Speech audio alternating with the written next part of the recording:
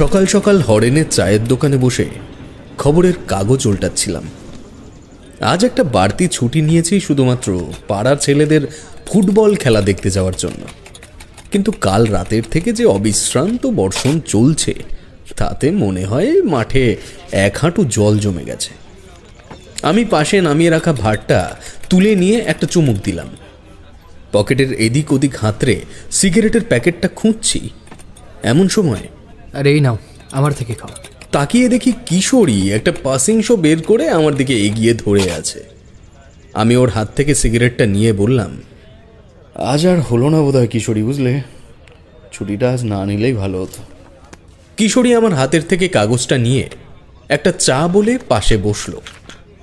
আমি সিগারেটটা ধরিয়ে ভাঁড়ে পড়ে থাকা অবশিষ্ট চাটুকুতে চুমুক দিয়ে ওটা ছুঁড়ে ফেললাম দূরে ভাঙা মাটির ভাঁড়ের স্তূপে। হঠাৎ কিশোরী আমার হাতটা খিমচে ধরল। বললাম, কি হলো? তা এতক্ষণ কাগজটা নিয়ে বসেছিল যখন, এই খবরটা দেখোনি? আমি বিস্মিত হয়ে কিশোরীর আঙুল দিয়ে দেখানো জায়গাটা পড়লাম। ওই অংশটিতে যা লেখা আছে তার মর্ম এই: বীরভূমের রুদ্রপুর গ্রামের জমিদার ভবানী মুখার্জির বাড়িতে ঘটে গেছে এক অলৌকিক দুর্ঘটনা। সদ্য বাড়ির বৈঠক ঘরে রাখা পাথরের লক্ষ্মী মূর্তি চুরি হওয়া নিয়ে বিরাট চাঞ্চল্য ছড়িয়ে পড়েছিল গোটা গ্রাম জুড়ে। গতকাল বাড়ির কাজের লোক ছাদ পরিষ্কার করার উদ্দেশ্যে যখন ওপরে যায়, দেখে সেই মূর্তিটি ভগ্ন অবস্থায় ছাদের এক প্রান্তে পড়ে আছে।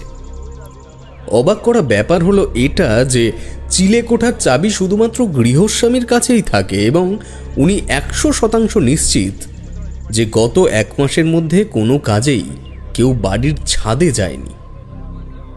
এই নিয়ে গোটা পাড়া তটস্থ এবং আতঙ্কিত। জমিদার ভবানী মুখার্জির দাবি এই যে কেউ যদি এই ভয়াবহ ঘটনার হদিশ দিতে পারে তবে তাকে উপযুক্ত সম্মাননা ও পুরস্কার দেওয়া হবে। পুরো বিজ্ঞাপনটি পড়ে আমার চোখ কপালে উঠল।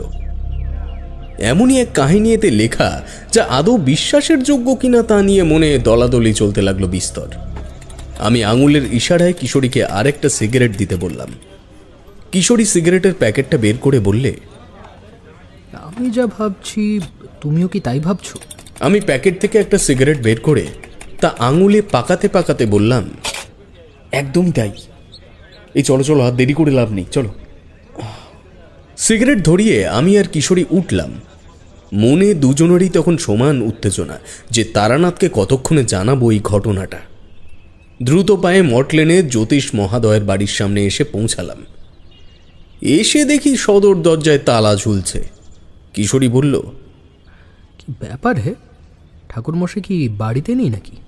আমিও তাকে এই প্রশ্নের হতাশাজনক উত্তর দিতে যাব, এমন সময়, কি হে, তোমরা কখন এলে?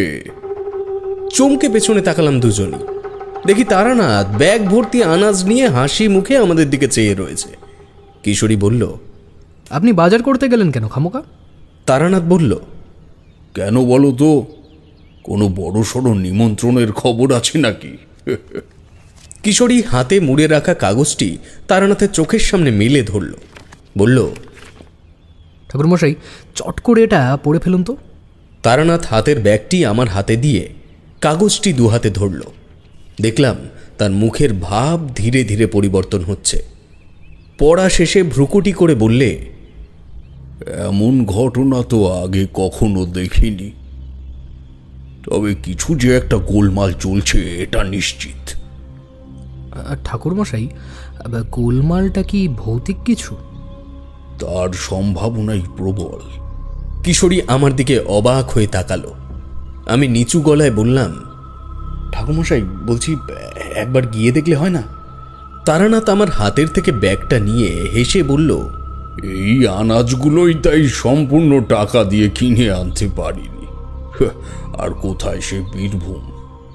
কিশোরী এগিয়ে এসে বলল, আপনার টাকা নিয়ে চিন্তা করতে হবে না, আপনি শুধু একবার সম্মতি দিন। তারানাথ দরজার তালা খুলে ভেতরে ঢুকল। আমরাও পেছন পেছন এলাম। ব্যাগ রেখে দাওয়ায় রাখা ঘটির জল হাতে ঢালতে ঢালতে তারানাথ বলল, তোমাদের আবার এই বিষয়ে এত উৎসাহ এলো কেন? তোমরা তো এসব বিশ্বাসই করো না। কিশোরী যে ছাড়ার বান্দা নয় তা আমি জানি। তারানাথের হাতের থেকে ঘটিটা নিয়ে বলল, যদি বিশ্বাসই না করতাম তবে কি কাগজটা নিয়ে আপনার বাড়িতে ছুটে আসতাম? তারানাথ হেসে বলল, সে তো ভ্রমণের লোভে, যদিও তার পেছনে আর একটা স্বার্থও আছে। তোমরা চাও এই ফাঁকে তোমাদের অবিশ্বাসী মনটাও আরো একটু প্রশ্রয় পাক। তবে মনে রেখো, তেমন সময়ের ফেরে যদি কখনো পড়ো, তখন কিন্তু পালানোর সময় পাবে না। তারানাথের শেষ কথাগুলি শুনে বুঝতে বাকি রইল না যে এই ঘটনা যদি সত্যি অলৌকিকতার মরমে পৌঁছায়, তবে তা হতে চলেছে আমাদের জন্য জীবনের শ্রেষ্ঠ ভয়ঙ্কর অভিজ্ঞতা। কিশোরী পাসিং শোয়ের প্যাকেটটা তারানাথের দিকে এগিয়ে দিয়ে বলল, চলুন না ঠাকুরমশাই, তাছাড়া কি ঘটবে বা কি ঘটতে পারে সেটা তো আমরা নিজেরাই জানি না। তারানাথের চোখে একটা প্রশান্তির ভাব লক্ষ্য করলাম। বুঝলাম তার উত্তরটা বোধ হয় আমাদের নিরাশ করবে না। কিছুক্ষণ সবাই চুপ থাকার পর তারানাথ নীরবতা ভাঙল। যদি যেতেই হয় তবে দেরি করা ঠিক হবে না। মানে বলতে চাইছি, মানুষের বিপদের কথা শুনলে মনটা ছোট থেকেই ঝাঁপিয়ে পড়তে চায়। তারানাথের এই উক্তিতে যেন হাতে চাঁদ পেলাম আমরা। আমি আর কিশোরী অনুমতি নিয়ে দ্রুত বাড়িতে এসে গোছগাছ শুরু করে দিলাম। অফিসে ট্র্যাঙ্ক কল করে জানালাম আজ বিকেল থেকে আমার ধুম জ্বর, বিছানা ছাড়ার উপায় নেই। যদিও এই বুদ্ধিটা কিশোরীরই ছিল। আসলে চাকরি বাকরির প্রতি কোনোদিনই তেমন মন ছিল না আমার। সাহিত্য আমায় হরদম টেনেছে, ছাত্র জীবন থেকেই বলা ভালো, এখনো টানে।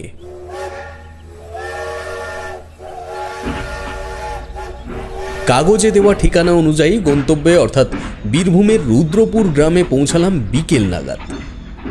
বোলপুর স্টেশন থেকে গরুর গাড়িতে চেপে অতিক্রম করলাম প্রায় 10 মাইল পথ। রুদ্রপুর নামটি শুনে যতটা অচপাড়াগা মনে হয়েছিল, আসলে কিন্তু জায়গাটা তেমন নয়। প্রতিটা বাড়িতে বিদ্যুতের আলো পৌঁছেছে এবং কয়েকটা বাড়ির ভেতরে তো বেতারে বিজ্ঞাপন চলতেও শুনলাম। জমিদার ভবানী মুখার্জির বাড়ি চিনতে একটুও বেগ পেতে হলো না। যে গরুর গাড়িতে করে এত দূর এলাম তার বাড়িও এই গ্রামেই, কাজেই সে এমনভাবে পদপথের ঠিকানা বুঝিয়েছে যে এই অঞ্চলে নতুন এসেছি বলে মনেই হচ্ছে না। কিশোরী বলল, সত্যি ওই গরুর গাড়ির চালকের জবাব নেই। দেখেছো, একটা নারকেল গাছ পর্যন্ত উল্লেখ করতে ছাড়েনি। ওই ওই দেখো, পুকুরের ওপারে শুয়ে পড়া একটা নারকেল গাছ। তার মানে এই পুকুরের ওই প্রান্তের ওই সাদা বাড়িটাই ভবানীবাবুর। তারানাথ আমার দৃষ্টি অনুসরণ করেই থমকে দাঁড়ালো। ওর চোখের দৃষ্টি স্থির ও সন্দিগ্ধ। কিশোরী প্রশ্ন করল, কি হয়েছে ঠাকুরমশাই? তারানাথ বলল, আমার সাথে সাথেই থেকো। বিপদের বলয় বাড়িটাকে ঘিরে ফেলেছে রীতিমতো। খুব বিপদ কিশোরী। আমার অনুমতি ছাড়া এক গ্লাস জলও স্পর্শ করবে না। একটা অযাচিত ভয়তে শরীরটা যেন কেঁপে উঠল আমার। আমি জানি কিশোরীরও অবস্থা একই। তারানাথ এবার আমাদের থেকে 2 পা এগিয়ে হাঁটতে থাকলো। কিশোরী ও আমি পেছন পেছন বাড়িটির দিকে চোখ রাখতে রাখতে এগোলাম। তারানাথের চোখ মুখের অভিব্যক্তি দেখে সাহস হলো না তাকে কোনো প্রশ্ন জিজ্ঞেস করার। বাড়িটার অবস্থান দেখে মনে হয় এটি সম্ভবত গ্রামের একদম শেষ প্রান্তে। এই পুকুরের পাড় বরাবর এই একটাই পায়ে চলা পথ যেটা জমিদার বাড়ি পর্যন্ত গেছে। তাছাড়া বাকি প্রতিটা দিকে ঘন আম গাছের বাগান। সত্যি বলতে কি, এত মোটা আম গাছের কাণ্ড আমি আগে কখনো দেখিনি। আমরা জঙ্গল পেরিয়ে বাড়ির যে প্রান্তে এসে উঠলাম, সম্ভবত সেটা পেছনের অংশ। দোমহলা বাড়ির এই দিকে 3টি দরজা ও প্রতিটা ঘর সংলগ্ন একটি করে জানলা বর্তমান। তারানাথের দৃষ্টি বাড়ির ছাদ পর্যন্ত কেবল সীমাবদ্ধ নয়, যতটা সম্ভব চোখ ঘুরিয়ে ঘুরিয়ে সে দেখে নিচ্ছে আশেপাশের সমস্ত অঞ্চলটুকু। তার মুখে কথা নেই। এত খুনের মধ্যে বেশ কয়েকবার যখন যখন জঙ্গলের ফাঁকের থেকে পলেস্তারা খসে পড়া আদি জমিদার বাড়িটা দেখা গেছে, ততবারই সে দাঁড়িয়ে পড়েছে।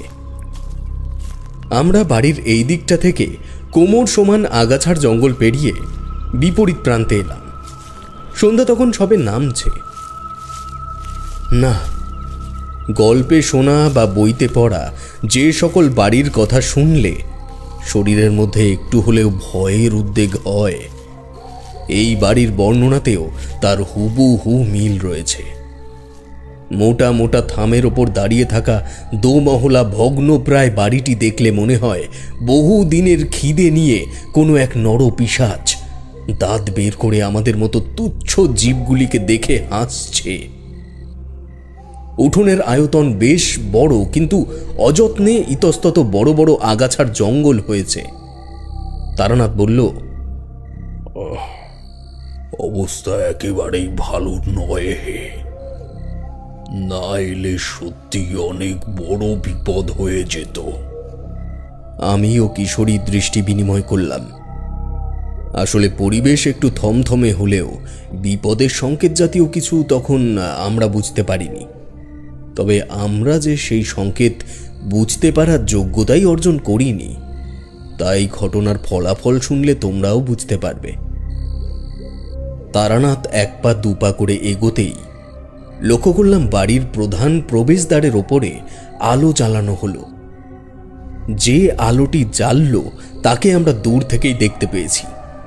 একটি ঈষৎ কুঁজো বৃদ্ধ ব্যক্তি, কাঁধে একটা গামছা, পরনে খাটো ধুতি, খালিকা। আমরা সিঁড়ির কাছে পৌঁছতেই তার দৃষ্টি আকর্ষিত হল।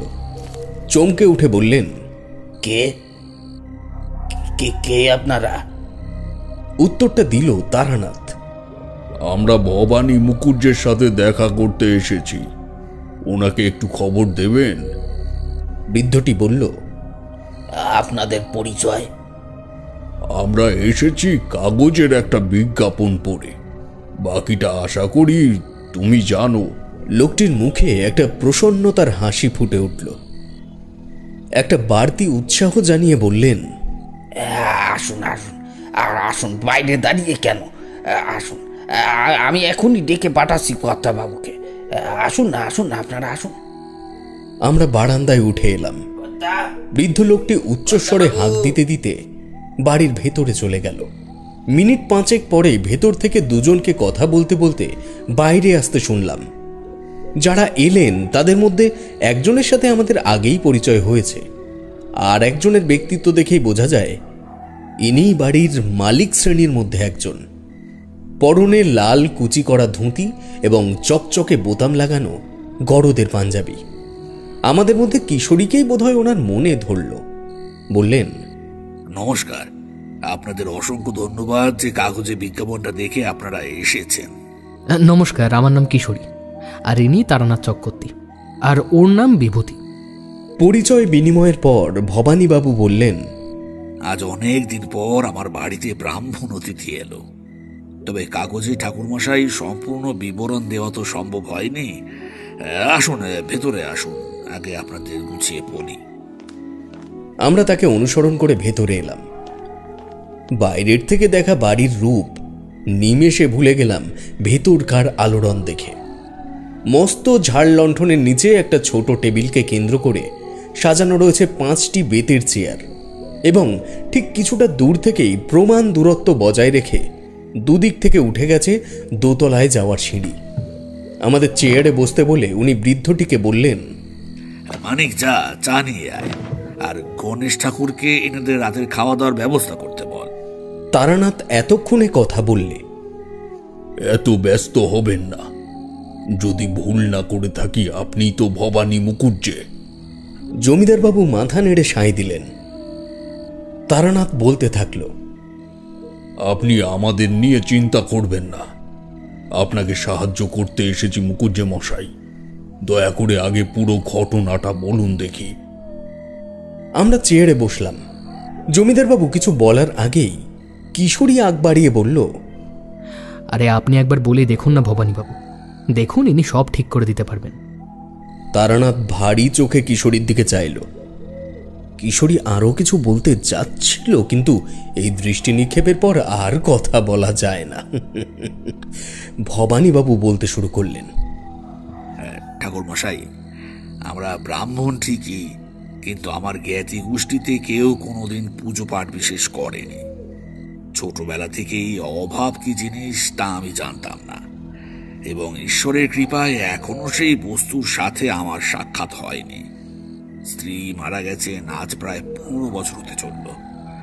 সেই থেকে এই বাড়িতে আছি কেবল আমি, আমার চাকর মানিক, রান্নার ঠাকুর গণেশ এবং আমার 2 ছেলে। বলতে পারেন ছোট ছেলে শিবেনের ইচ্ছেতেই এবার বাড়িতে লক্ষ্মী পুজো করার সিদ্ধান্ত নিয়েছিলাম, যে কারণে বাইরের শিল্পী দিয়ে বহু অর্থের বিনিময়ে পাথরের লক্ষ্মী প্রতিমা বানিয়ে রেখেছিলাম। যেদিনের ঘটনা বলছি সেদিন অনেক রাত পর্যন্ত এই বৈঠক ঘরে বসে গ্রামের 10-15 জন মিলে আসন্ন শ্যামা পূজা সংক্রান্ত প্রস্তুতিমূলক আলোচনা চলছিল। রাত 12টা নাগাদ সবাই চলে গেলে একটা চুরুট ধরিয়ে আনমনে মূর্তিটার দিকে চেয়েছিলাম, ওই জায়গায়। জমিদার হাতের ইশারায় কিশোরী চেয়ারের ঠিক পিছনের দিকটায় দেখালো। আমরা সেদিকে দৃষ্টি নিয়ে আবার জমিদারের দিকে ফিরলাম। উনি বলতে লাগলেন, তখনও পর্যন্ত সব ঠিক ছিল। পরদিন সকালে আমার ছোট ছেলে এসে আমায় ডাকলে, বাবা উঠুন উঠুন বাবা, বাড়িতে চুরি হয়ে গেছে। আমি লাফ মেরে উঠলাম। তখনই ওর মুখে সবটা শুনে নিচে এলাম। দেখি সত্যি ঘরের সবকিছু অক্ষত থাকলেও মূর্তিটা নেই। গ্রামে খবরটা ছড়িয়ে পড়তেই প্রায় সকলেই এসে এসে খবর নিয়ে গেছে। সেই জন্য কাউকে সন্দেহ করার মতো আর নেই। ব্যাপারটা মাথার থেকে যাওয়ার আগেই ঘটলো আবার এই ঘটনা। বৃষ্টির জল ছাদে জমলে ওই দক্ষিণ দিকের ঘরের দেওয়ালটা চুইয়ে চুইয়ে জল পড়ে। সেই কারণে আমি মানিককে পাঠিয়েছিলাম জল পড়ার নলগুলো একটু পরিষ্কার। ঠাকুরমশাই, কিসের শব্দ হলো? এমন সময় ছাদের ওপর থেকে যেন কোনো দৈত্য দৌড়ে যাওয়ার মতন শব্দ হলো। চেয়ার ছেড়ে তারানাথ বলল, ছাদে যাওয়ার সিঁড়ি কোন দিকে একটু বলুন তো। ভবানীবাবু ভীত চোখে তারানাথের দিকে তাকিয়ে কোমর থেকে একটা চাবি বের করে কাঁপা হাত তুলে দেখিয়ে দিল বারান্দার দিকটা। কিশোরী, টর্চটা নিয়ে এসো। বলে তারানাথ চাবিটা নিয়ে ছুটে বারান্দায় গেল। দাঁড়িয়ে দুদিকে একবার দেখে নিয়ে বাঁ দিকে সিঁড়ি লক্ষ্য করে দৌড়ে উপরে উঠতে শুরু করলো। আমিও কিশোরী তার পেছন পেছন, এবং কিশোরীর হাতে একটি 2 সেলের টর্চ। ছাদের সিঁড়ি ফুরিয়েছে একটি মস্ত বড় লোহার দরজার পাদদেশে। উত্তেজনায় বুকের ভেতরে তোলপাড় করছে ঠিকই, কিন্তু এই নির্ভীক তারানাথকে চোখের সামনে এই রূপে পেয়ে মস্তিষ্কে যেন কোনো সম্ভাব্য অলৌকিকতাও ঠাঁই পাচ্ছে না মুহূর্তের জন্যেও।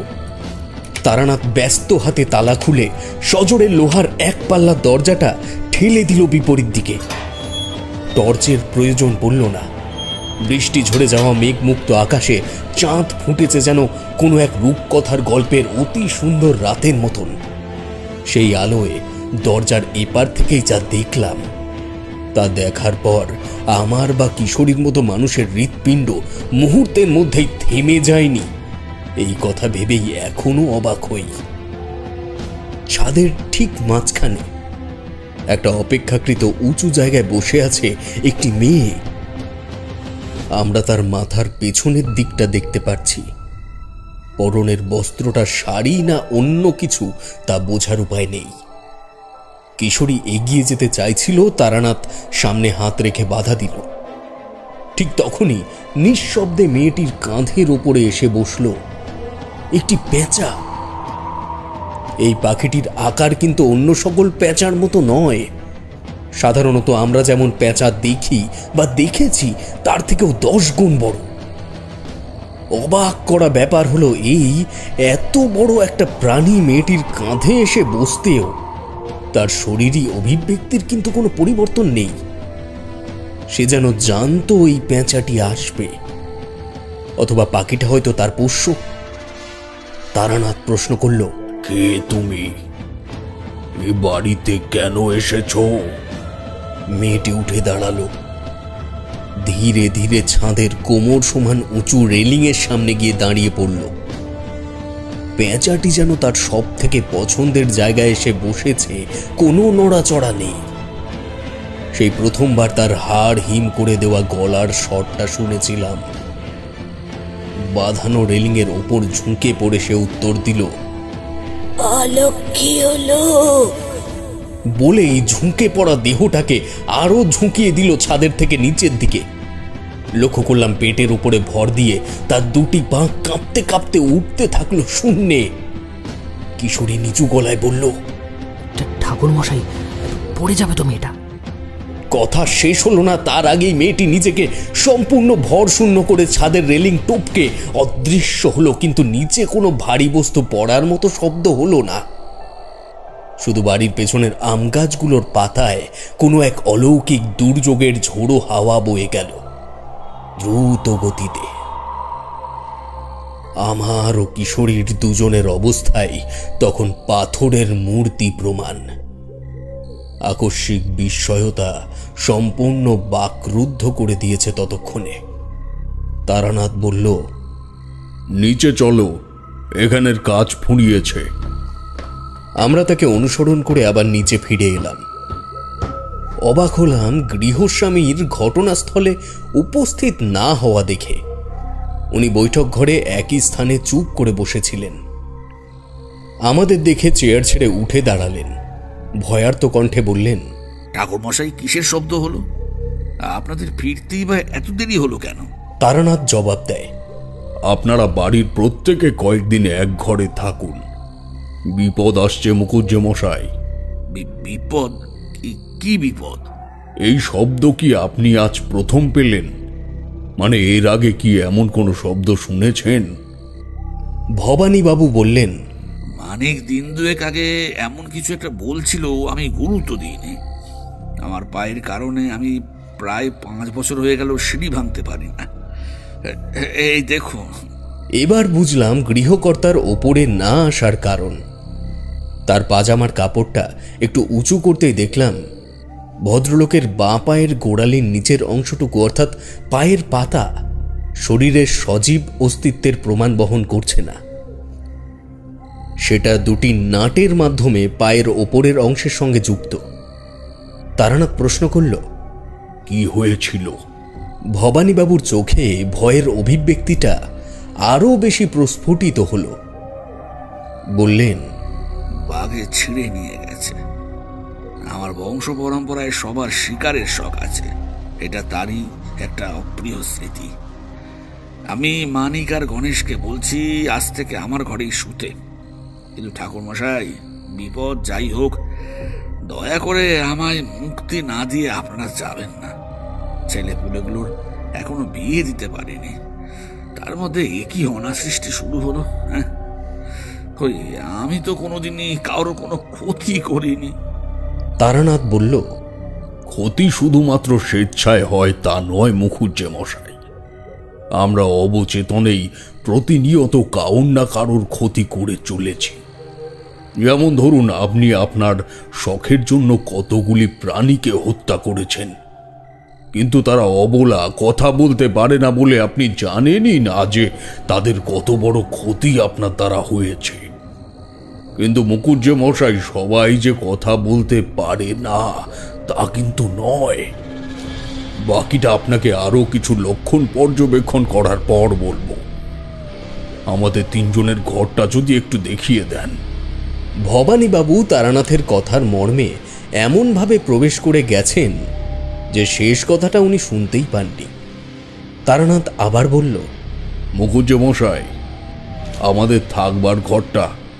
এবার তার ঘোর কাটল। এই এই মানিক, এনাদের ঘরে নিয়ে যা। আর রাতের খাবার হলো? মানিক আমাদের দোতলার একটি ঘরে নিয়ে গেল। তারানাথ প্রশ্ন করল, মুখুজ্জে মশাই, ছেলেদের তো দেখছি না, তারা কোথায়? মানিক বললে, বড়বাবু তো এখানে থাকেন না, বহু বছর হয়ে গেছে। কিন্তু ছোটবাবু শিবেন এখানেই থাকেন। ব্যবসার কাজে একটু কলকাতায় গেছেন উনি, কালকে চলে আসার কথা। কিন্তু কিন্তু কিন্তু কি? এই শব্দ আমি আগেও 2 বার শুনেছি।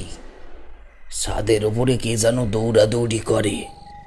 রাত হলেই শুনতে পাবেন একটা পেঁচা কি বিকট ভাবে ডাকতে ডাকতে এই বাড়ির চারিদিকে ঘোরাঘুরি করছে। কর্তাবাবু ওষুধ খেয়ে ঘুমিয়ে পড়েন বলে শুনতে পান না, কিন্তু আমি রোজ রাতেই টের পাই। উনিও আমার কথা তেমনভাবে শোনেন না, তাই সব কিছু বলিও না। আপনারা কদিন থাকুন, ঠিক বুঝতে পারবেন। বলে মানিক চলে গেল। আমরা দুজনেই তারানাথের মুখের দিকে তাকালাম।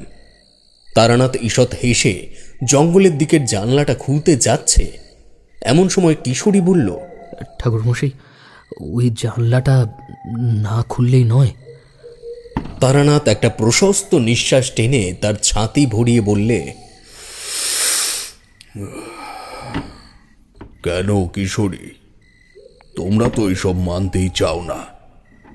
এই যাত্রায় আসতে চাইছিলাম না, তার কারণ হলো এবার আর তোমাদের আমার জীবনের কাহিনী শোনার বিশেষ উৎসাহ থাকবে না। প্রশ্ন করলাম, কারণ? কারণ এতদিন তোমরা বিশ্বাস করতে না বলেই অলৌকিক গল্পের এমন একনিষ্ঠ শ্রোতা ছিলে। কারণ নাস্তিক ও অবিশ্বাসীরাই অপ্রাকৃতিক গল্পের ভালো শ্রোতা হয়। কিন্তু এবার থেকে তোমরা কাগজের বিজ্ঞাপন খুঁজতে শুরু করবে, কোথায় কি এমন অজাগতিক ঘটল। ভুল বললাম কি আমি?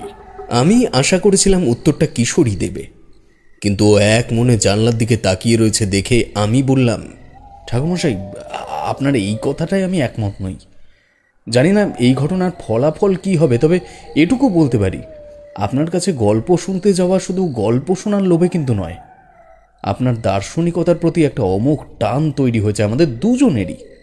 তাই বলতে পারেন, আপনি গল্প বলুন আর না বলুন, আমরা কিন্তু হাসবই। তারানাথ পরিচিত হাসি হেসে কিশোরীর দিকে ফিরল, বলল, এত ভয় পেও না কিশোরী। এই অধম যতক্ষণ আছে তোমাদের ভয় পাওয়ার কোনো প্রয়োজন নেই। শুধু আগে যেটা বলেছি আবার বলছি, আমায় না জানিয়ে বা না বলে কোনো পদক্ষেপ নেবে না। তারানাথ বসল। সময় তখন রাত 8:20। এই ঘরটার মধ্যে দুটি বিছানা, একটি ওই জানলার সাথে আর একটি কিছুটা দূরে। মাঝখানের ফাঁকা জায়গাটায় একটি আরাম কেদারার মতো চেয়ার রাখা। মানিক খাবার নিয়ে এলো 9টা নাগাদ। তারানাথ তাকে প্রশ্ন করল, মুখুজ্জে মশাই খেয়েছেন? হ্যাঁ, মানে আমি ওনার ঘরে খাবার দিয়ে এসেছি। বলে এসে আমাদের হাত ধোয়ার জন্য একটি পাত্র এগিয়ে দিল। আমরা খেতে বসলে সে আমাদের পাশে বসল। আমি বললাম, তুমি খেয়েছো? জি বাবু, আমার খাওয়া দাওয়া হয়ে গেছে।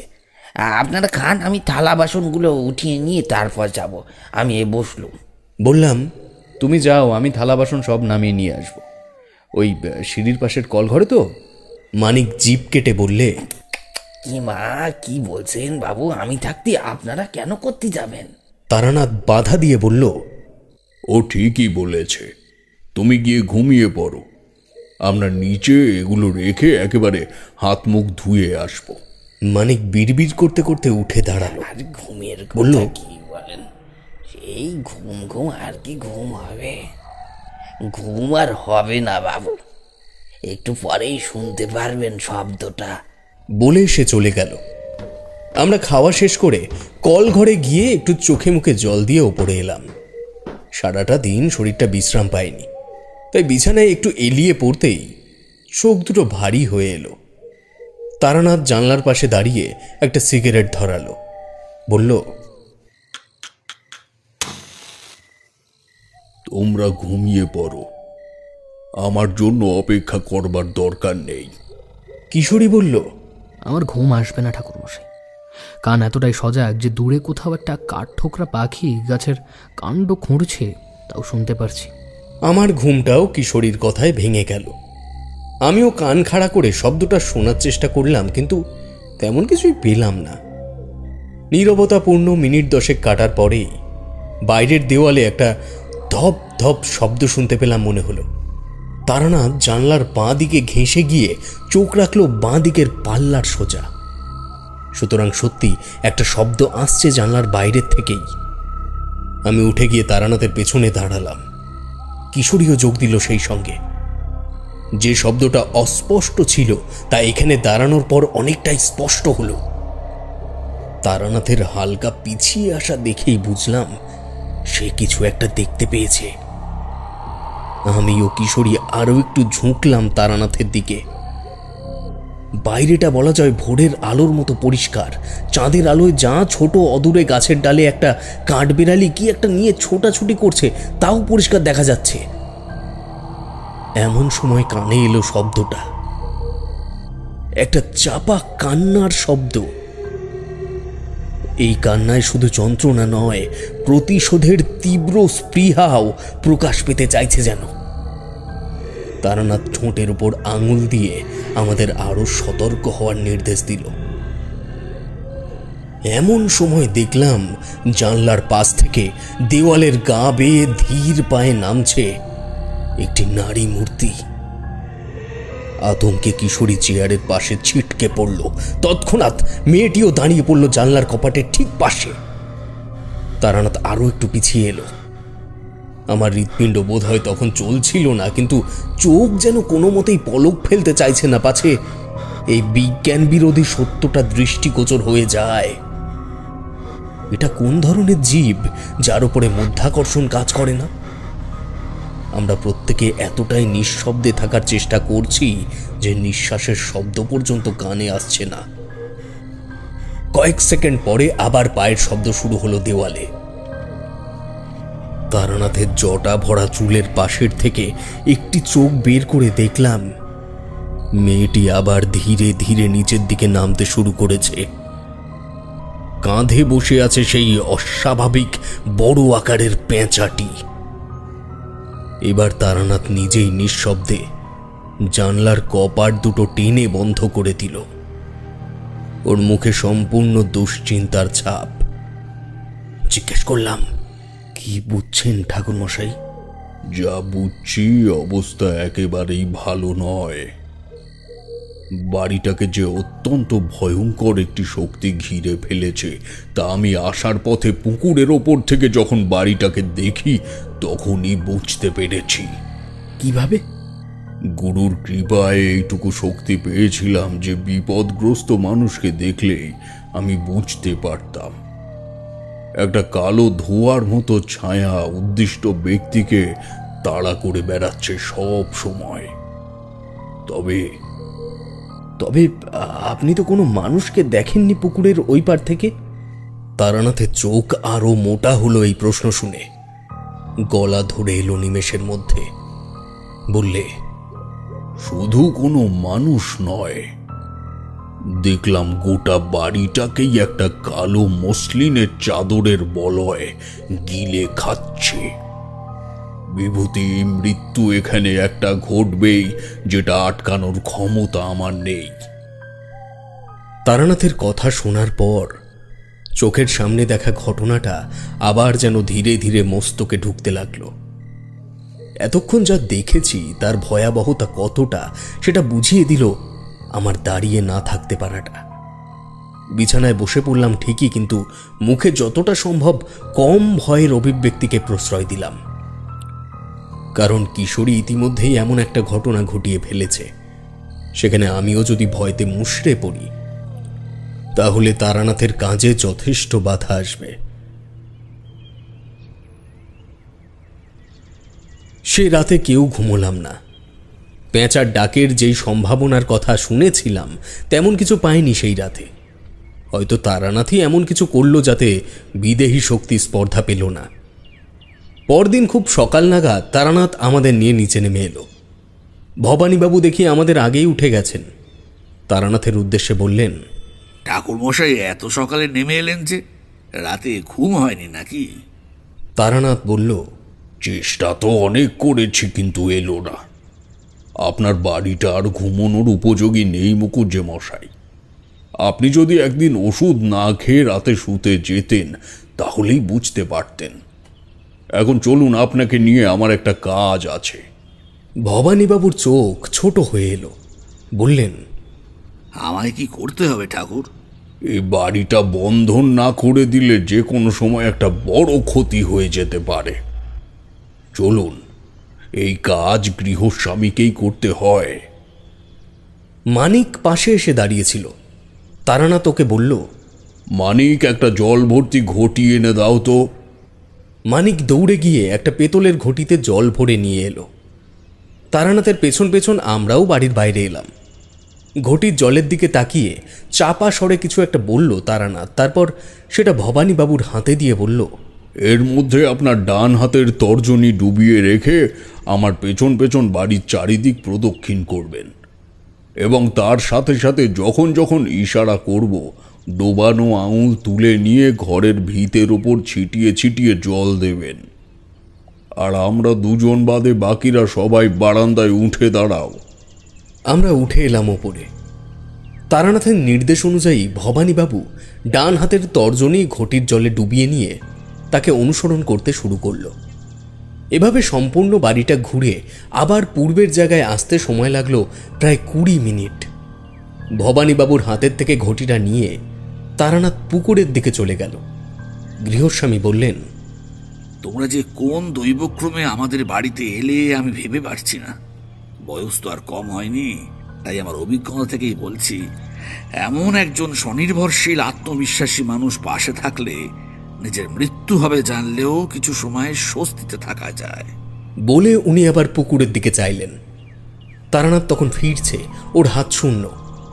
আমাদের কাছে এসে বলল, ঘটিটা জলে দিয়ে এলাম। আর মুখুজ্জে মশাই, আমার আত্মবিশ্বাস আপনাদেরকে রক্ষা করতে পারলে বরং ভালোই হতো, কিন্তু সেটা কি কখনো সম্ভব? মনে রাখবেন, কর্মের ফল বিধাতা দেয় এবং যাকে খণ্ডানোর ক্ষমতা আমার মতো সাধারণ মানুষের নেই। ভবানীবাবু বিব্রত হয়ে পড়লেন। বললেন, ঠাকুর মশাই, কর্মের ফল বলতে আপনি কি বলতে চাইছেন? এমন সময় একটা কালো রঙের ফিয়েট গাড়ি ধুলো ওড়াতে ওড়াতে বাড়ির উঠোনের সামনে এসে থামল। এই প্রথমবার বাড়িতে আসার প্রধান রাস্তাটা আবিষ্কার করলাম ওই গাড়িটা আসার অস্থায়ী পথটি দেখে। অস্থায়ী বলছি কারণ সামনের আমবাগানের মধ্যে থেকে বিশেষ একটি জায়গা বরাবর জঙ্গল নেই বললেই চলে এবং মাটি অনেকটাই সমান। এই বাড়িটিকে যেন চারিদিক থেকে আবৃত করে রেখেছে ঘন সবুজে ভরা বনস্পতির দল। পরিবেশের কথা বললে শৌখিন হাওয়া বদলের জায়গা হিসেবে এই স্থানে জুড়ি মেলা ভার। ভবানীবাবু বললেন, ওই শিবেন এলো। দেখলাম একটি বছর 25-এর যুবক আমাদের আপাদমস্তক নিরীক্ষণ করতে করতে এগিয়ে আসছে। তার হাতে ধরা সুটকেসটা মানিকের হাতে দিয়ে প্রশ্ন করল, আপনারা কারা? উত্তরটা দিলেন ভবানীবাবু। শিবেন, কাগজে দেওয়া বিজ্ঞাপনটা দেখে ওনারা এসেছেন আমাদের বাড়িতে। এই ঠাকুর মশাইয়ের নাম তারানাথ চক্রবর্তী। উনি হলেন বিভূতি আর ওনার নাম কিশোরী। হ্যাঁ, কিশোরী। শিবেনবাবুর দেখলাম এই বিষয়ে বিশেষ উৎসাহ নেই। তাচ্ছিল্যের সাথে বললেন, সত্যি বাবা, তুমিও পারো। বললাম এই কাজ করেছে গ্রামেরই কোনো অসভ্য লোক, সোজা থানায় একটা কমপ্লেন করলেই তো হয়। কেন বোঝো না শিবেন, এই বাড়িতে কোনোদিন পুলিশ আসেনি। রাবিশ। বলে সে সিঁড়ি দিয়ে বারান্দার দিকে এগিয়ে গেল। তারানাথ বলল, শিবেন, তোমার সঙ্গে আমার কিছু কথা আছে। শিবেনবাবু দাঁড়িয়ে পড়লেন। পেছনে না ঘুরেই উত্তর দিলেন, আমার সময় মতো আপনাদের ডেকে নেব। কথা শেষ হওয়ার আগেই বাড়ির ভেতর থেকে চিৎকার ভেসে এলো। ভবানীবাবু বললেন, গণেশ, গণেশের আবার কি হলো? তারানাথ ছুটে গেল। তার সঙ্গ নিলাম আমরা। পৌঁছে দেখি রান্নাঘরের মেঝেতে বিস্ফারিত চোখ করে পড়ে আছে গণেশ বামুন। মাটিতে ঘষতে ঘষতে দরজার দিকে আসতে চেষ্টা করছে সে। তারানাথ গিয়ে তার কাঁধে হাত রেখে বলল, কি হয়েছে গণেশ? তুমি এমন করছো কেন? কিশোরী, জল নিয়ে এসো তো, আর বাকিরা একে ধরে নিয়ে চলো তো ওই বৈঠক ঘরের দিকে। আমরা গণেশকে ধরাধরি করে বৈঠক ঘরে নিয়ে এলাম। কিশোরী জল এনে ওর মুখে ছিটিয়ে দিয়ে ঘটিটা তারানাথের হাতে দিল।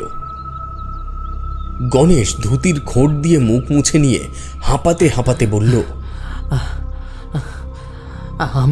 আমি সকালের খাবার বানানোর জন্য ময়দা মাখছিলাম। হঠাৎ একটা চাপা কান্নার শব্দ এলো, এরকম মনে হলো।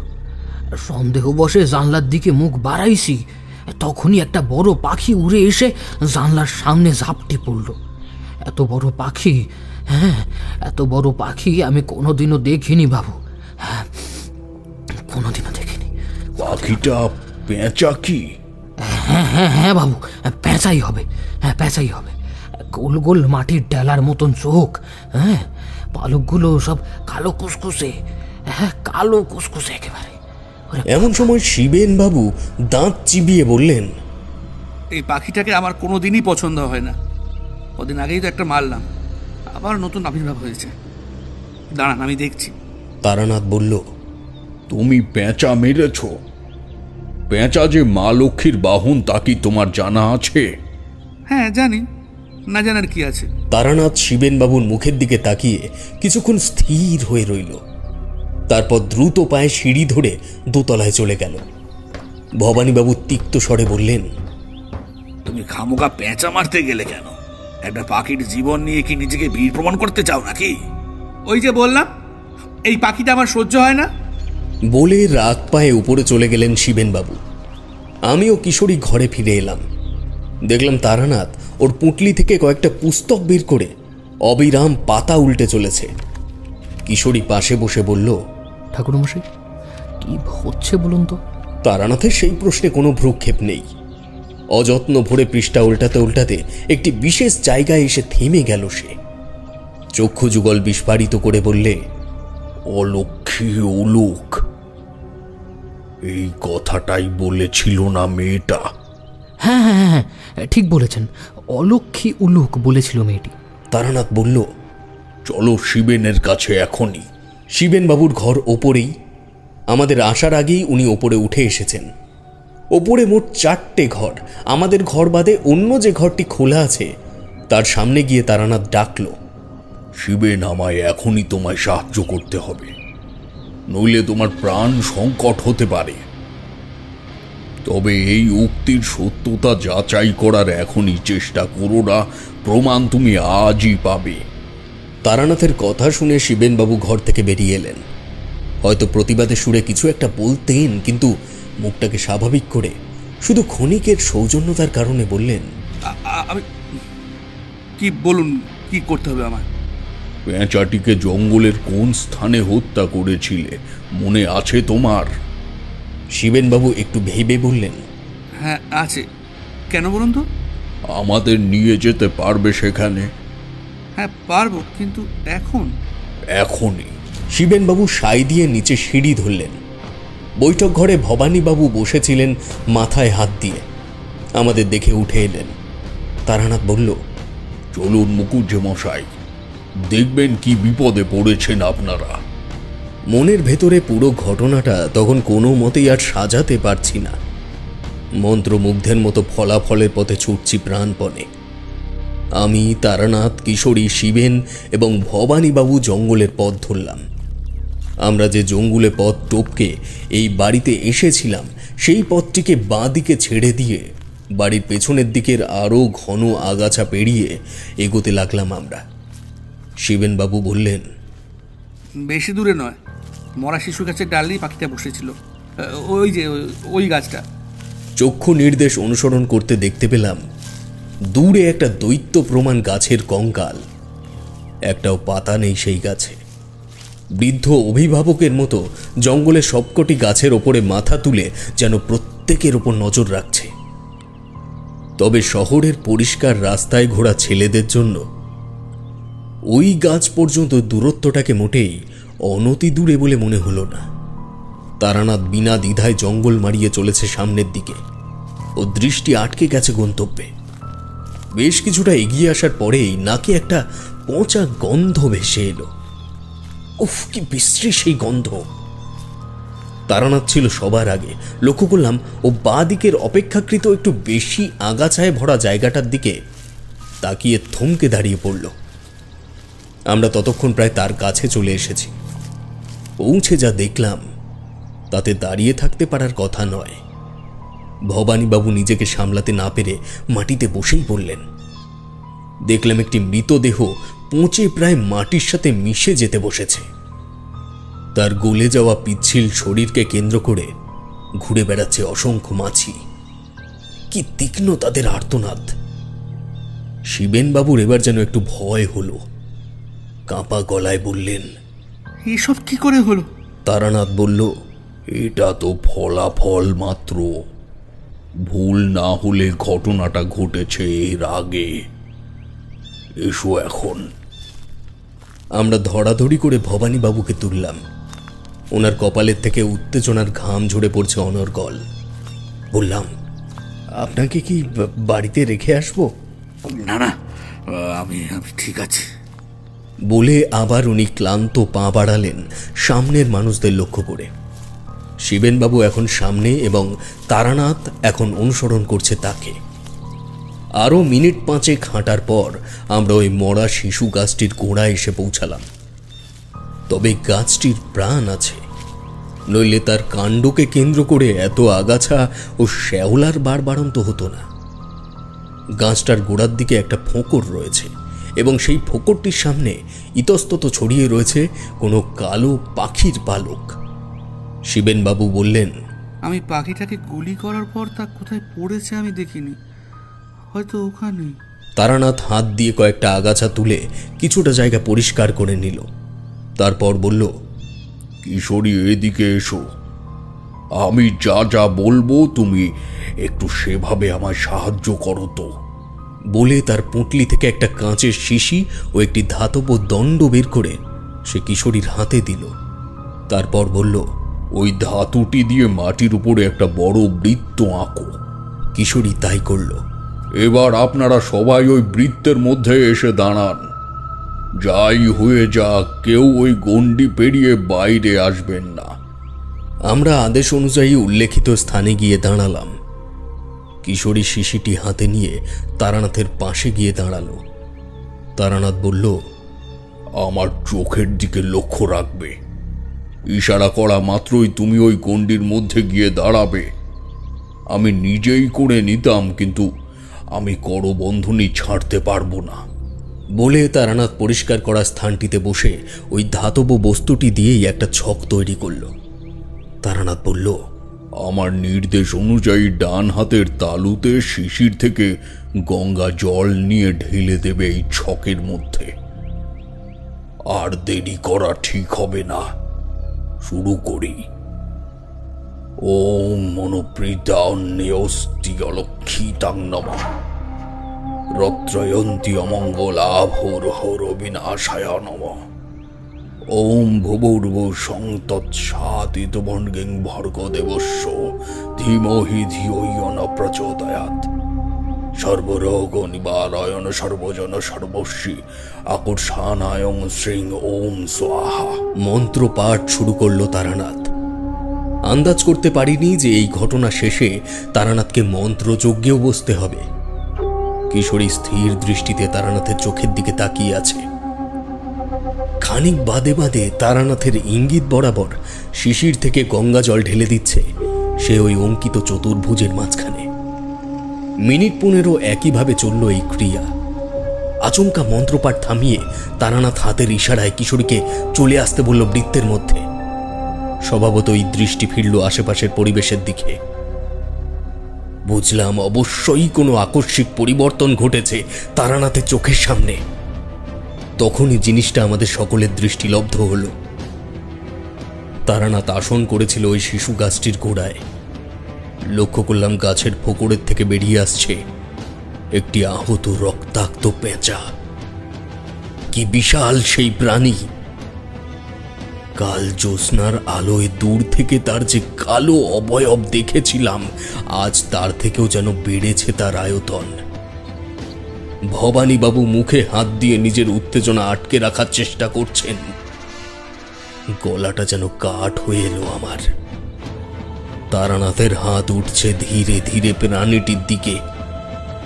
অঙ্গুলি নির্দেশের মাধ্যমে সে পাখিটিকে ওখানে দাঁড়িয়ে পড়ার আদেশ করল দুবার। আমাদের সকলকে অবাক করে পেঁচাটি ওখানেই স্থির হলো। এমন সময় কানে এলো চাপা কান্নার শব্দটা। সেই যন্ত্রণা ও রোষ মিশ্রিত একটা শব্দ। তারানাথ গলা উঁচু করে নির্দেশ দিল, কেউ গণ্ডির বাইরে বেরোবে না। বুঝিনি এখনো এত বড় একটি ভয়ঙ্কর অলৌকিকতা আমাদের জন্য অপেক্ষা করে আছে। মরা শিশু গাছের ফোকর থেকে বুকে ভর দিয়ে বেরিয়ে আসতে লাগলো একটি রক্ত ভেজা দেহ। বুঝে নিতে অসুবিধা হলো না, এই সেই মেয়ে যাকে কাল রাতে তার পোষ্য পেঁচাটিকে নিয়ে ছাদের থেকে নামতে দেখেছি আমরা তিনজন। পরনে একটা ময়লা শাড়ি এবং ডান হাত ও ডান পায়ের হাঁটুর অংশটা অনেকটাই বেঁকা। তার চলন ভয়াবহ, আতঙ্কদায়ক। তারানাথ বলল, শিবেন, তুমি এদিকে এসো। অভিজ্ঞতা সাধারণ মানুষের এমন অলৌকিকতা স্রোতে কখনো ডোবে না। শিবেন বাবুর অবস্থাও তখন বাকিদের মতোই। কাঁপতে কাঁপতে এক পা দুপা করে সে তারানাথের পেছনে গিয়ে দাঁড়ালো। এবার তারানাথ পরবর্তী নির্দেশ করল, পেঁচাটিকে 2 হাতে তুলে নাও শিবেন। ওই সময় এমন প্রস্তাবে কোনো স্বাভাবিক মানুষই রাজি হতে চাইবে না। শিবেনও নির্দেশ শুনে 2 পা পিছিয়ে এলো। পেঁচাটাকে তুলে নাও শিবেন। খানিক থমকে গিয়ে শিবেন এগিয়ে গেল পেঁচাটির দিকে। পাশে মেয়েটি বুকের উপর ভর দিয়ে চোখের মনি যতটা সম্ভব উল্টে দিয়ে শিবেনের মন্থর আগমন পর্যবেক্ষণ করছে। অশ্রু বিহলিত চোখের কোণে তার পৈশাচিক হাসির ছাপ পড়ল। কি যেন একটা পরম প্রাপ্তির আশ্বাস পাচ্ছে মেয়েটি উক্ত কর্মের মাধ্যমে। ডানা ভাঙা ক্ষত বিক্ষত পেঁচাটিকে কাপা কাপা হাতে তুলে নিল শিবেন। সেই মুহূর্তে একটা দীর্ঘ নিঃশ্বাস টেনে নিয়ে পরম পৈশাচিক প্রাপ্তিতে হেসে উঠল মেয়েটি। কিশোরীর হাতের আঙুলগুলো আমার কবজিকে খামচে ধরল সঙ্গে সঙ্গে। তারানাথ বলল, ওর পোষ্য ওকে ফিরিয়ে দাও। তুমি যাকে মেরেছ সেটা কোনো জঙ্গলি পেঁচা নয়, তার রীতিমতো একটা মনিব রয়েছে। দেরি করো না শিবেন। শিবেন কাঁপা হাতে পেঁচাটিকে এগিয়ে দিল মেয়েটির দিকে। এই সম্পূর্ণ কাজটি করতে যতটা সময় লাগলো, মেয়েটির পাখিটিকে শিবেনের হাতের থেকে ছিনিয়ে নিতে তার 1 ভাগ সময়ও লাগলো না। চাপা ঘৃণা ও রোষের প্রকাশ পেল তার হাড় হিম করা অপার্থিব কণ্ঠে। সেই কণ্ঠ আমার মনে এলে আজও আমার হৃৎপিণ্ড কয়েক মুহূর্তের জন্য বিরূপ আচরণ করে ওঠে। পাখিটিকে কাঁধে বসিয়ে নিয়ে আস্তে আস্তে উঠে দাঁড়ালো মেয়েটি। শিবেনের মুখের কাছে ঝুঁকে পড়ে মেয়েটি বলল, তুই আমার পদ্মকে মেরেছিস, কিন্তু আমি তোকে মারব না। ভয় পাস না শিবেন, আমি সারা জীবন তোদের পাশে থাকব। সব সময় তোদের মাথার উপরে ছাতা হয়ে থাকবো আমি। তবে আজ তুই নিজের চোখে দেখে গেলি যে পেঁচাদেরও একটা সত্ত্বাধিকারী থাকে। এবার তোরা সবাই বুঝতে পারবি সেই সত্ত্বাধিকারের প্রলয়। যা যা, বাড়ি ফিরে যা। বলে মেয়েটি আবার বুকের উপর ভর দিয়ে সরীসৃপের মতো গাছের অন্তঃগর্ভে প্রবেশ করল। তারানাথ বলল, সবাই মিলে ধরাধরি করে এই মৃতদেহটিকে এই গাছের গোড়ায় নিয়ে এসো। এই বৃক্ষ সমেত তাকে অগ্নিদগ্ধ করতে হবে। মানুষটির প্রতি ভক্তির মাত্রা এমন পর্যায় পর্যন্ত পৌঁছিয়েছে তখন প্রত্যেকের, যে পচা দেহটিকে তুলে নির্দিষ্ট স্থানে আনতে বিন্দুমাত্র দ্বিধাবোধ করল না কেউ। মৃতের অর্ধগলিত কাঠামোটা হেলান দিয়ে বসিয়ে দিলাম ওই ঘুণে ধরা শিশু গাছটির কাণ্ডে। কিশোরী ও তারানাথ আশপাশ থেকে বেশ কয়েকটা শুকনো লতা পাতা জোগাড় করে এনে মৃতদেহের ওপরে ছড়িয়ে দিল। হাতের ইশারায় শিবেনকে আগুন ধরিয়ে দেওয়ার নির্দেশ দিয়ে ওরা দুজনেই পিছিয়ে এলো। শিবেন এক মুহূর্তও নিল না সেই কার্য সম্পন্ন করতে। দ্রুত পকেট থেকে দেশলাই বের করে আগুন লাগিয়ে দিল শুকনো পাতার স্তূপে। বহুদিনের শুকিয়ে যাওয়া বৃদ্ধ শিশু গাছটি জ্বলে উঠল বিজয় অনলের মতো। আমরা ফেরার পথ ধরলাম। শিবেন ভেবেছিল ও নিজ হাতে সমস্ত পাপের প্রায়শ্চিত্ত করল সেদিন, কিন্তু না। কাহিনীর মর্ম যে মৃত্যু পর্যন্ত যাবেই তা আমিও কিশোরী জানতাম। কারণ তারানাথ বলেছিল এই বাড়িতে অদূর ভবিষ্যতেই একজন মরতে চলেছে। জমিদার বাড়িতে পৌঁছে সবাই বৈঠকখানায় ঢুকলাম। কারোর মুখে কোনো কথা নেই, তবে জানতাম তারানাথ সমস্ত ঘটনার কারণ আড়াল করবে না। সেই নীরবতা ভাঙল সে। আপনাদের গ্রামে কি উলুক নামে কোনো মেয়ে থাকতো? মানিক দরজার কাছে এসে দাঁড়িয়েছিল, বলল, বাবু উলুক তো ডাইনি, মানে ওই রামু সর্দারের মেয়ে হলো উলুক। বাচ্চাদের ধরে নিয়ে গিয়ে বাড়িতে বসে খেলা করত। বাপ মা মরে যাওয়ার পর ওই কাজ আরো বেড়ে গিয়েছিল, তাই গায়ের লোকেরা ওরে মায়ের গ্রাম সারা করিছে। কেন বাবু, ওরে দেখেছেন নাকি? আমার ও কিশোরীর হাঁটু ঈষৎ কেঁপে উঠল, কারণ এই নামটির মানুষকেই তো অগ্নিদগ্ধ করে এলাম আমরা। তারানাথ বলল, ডাইনি বলে কোনো জাত হয় না, সবাই মনে রাখবেন। এই সমাজে স্বাভাবিক বুদ্ধি নিয়ে সবাই জন্মায় না। আর সাথে এটাও মনে রাখবেন, এই অপবাদযুক্ত যত মেয়ে আজ গ্রাম ছাড়া বা ঘর ছাড়া হয়েছে, তাদের প্রত্যেকেরই একটা মা আছে, যার আচার কার্যকারণ দেখতে দেখতে এরা বড় হয়ে ওঠে। শিবেন ভ্রু কুঁচকে প্রশ্ন করল, ডাইনিদের মা? আর সেই মাই হলেন শ্রী শ্রী অলক্ষ্মী, যার সংসারের ওপর তার রোষ দৃষ্টি পড়ে সে সেই বংশের কুলধ্বংস না করে সে ছাড়ে না। কাজেই তার সন্তানদের কাছে তার ভাই বোন ছোটবেলার খেলার সাথী হয়ে দাঁড়ায় একটা পেঁচা। অলক্ষ্মী হলেন দেবী লক্ষ্মীর আপন দিদি, এবং সে এই ব্রহ্মাণ্ডে যদি সব থেকে বেশি কাউকে ঈর্ষা করে তবে সেটা তার নিজের বোনকে। ব্যাপারগুলো জেনে রাখুন, কারণ পরবর্তীকালে আপনাদের কাজে লাগবে মুকুজ্জে মশাই। অলক্ষ্মী কি চাইবে আপনার বাড়িতে তার অপছন্দের কোনো মূর্তি রাখতে? ভবানীবাবু চলন শক্তি হারিয়ে আচমকা চেয়ারে বসে পড়লেন। ঘষা গলায় বললেন, তবে কি? হ্যাঁ, ওই উলুক হলো অলক্ষ্মীর সন্তান এবং পদ্ম হলো তার পোষ্য পেঁচাটির নাম। মুকুজ্জে মশাই, জিতটা তো পীড়িত অদৃষ্টেরই হলো। এই পাপের শাস্তি যদি শিবের না পায় সেটা ঈশ্বরের ন্যায় বিচার হবে কি? কিন্তু আপনি বা আপনার বড় ছেলে এই ঘটনার সাথে সরাসরি জড়িত নন ঠিকই, কিন্তু বলতে খারাপ লাগলেও এটা চিরন্তন সত্য। অবলা জীবের সাথে অনাচার অত্যাচার বা নিহত করলে এভাবেই জীবন হারাতে হয়। ওই যে আগেই বললাম, অলক্ষ্মী একবার রুষ্ট হলে কুল ধ্বংস না করে ছাড়ে না।